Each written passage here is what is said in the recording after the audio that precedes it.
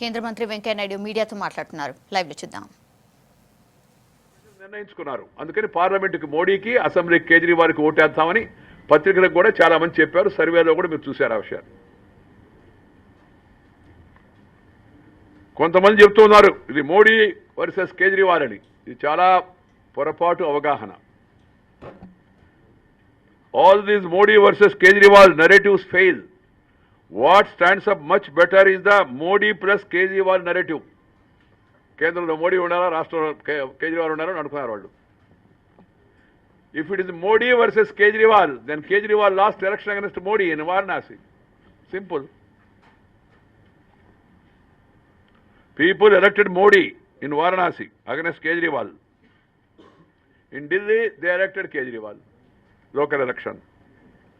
If AAP is such popular, then AAP has disastrously failed in all the states in Lok Sabha election. It has failed in Haryana, which is the neighboring state of Delhi, in the assembly elections. Right next to Delhi. So, the AAP appeal is regional. That has to be understood. We also made a tactical mistake, which I have said yesterday, that we should have gone for assembly election immediately after the Lok Sabha. Lok Sabha ఎన్నికలు అయిన వెంటనే assembly ఎన్నికలకు వెళ్ళి ఉండాల్సింది. అనవసరమైన కాలయాపన చేయడం వలన దానివల్ల కూడా నష్టపోయాము. ఇది ఊహాత్మక తప్పిదం అని చెప్పని భారతీయ జనతా పార్టీ భావిస్తోంది.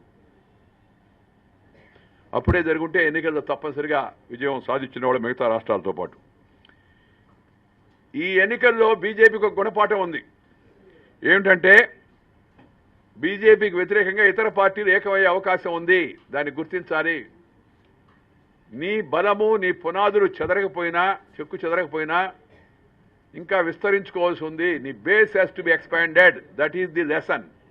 ఈ ఎన్నికల్లో మేము నేర్చుకోవాల్సిన విషయం ఏంటంటే ఇతరులు ఏకమయ్యే అవకాశం ఉంది.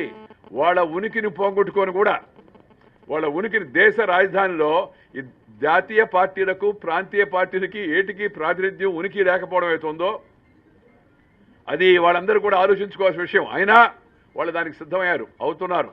సో దాన్ని దృష్టిలో పెట్టుకొని ఇంతకు ముందులాగా బాబు ప్లీజ్ ఫోన్ ఆపమని చెప్పాను. మీకు ఆపడం చేత కాబట్టి పక్కన వాళ్ళు దయచేసి సహాయం చేయండి వాళ్ళకి.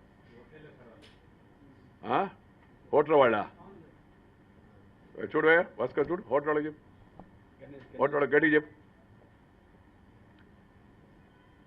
ఇంతకుముందు త్రికోణాత్మక పోటీ, చతుర్ముఖ పోటీ ఉండేది.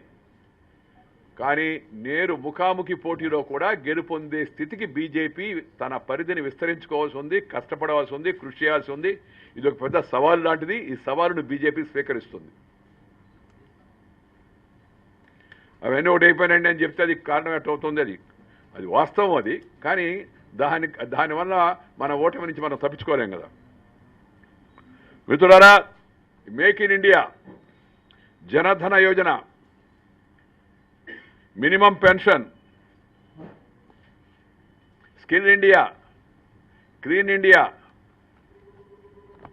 బేటీ పడావ్, బేటీ భారత్ పడావ్, బేటీ బచావ్, ఇవన్నీ కూడా ప్రభుత్వం చేపడుతున్నట్టు అభివృద్ధి కార్యక్రమాలు, సంక్షేమ కార్యక్రమాలు.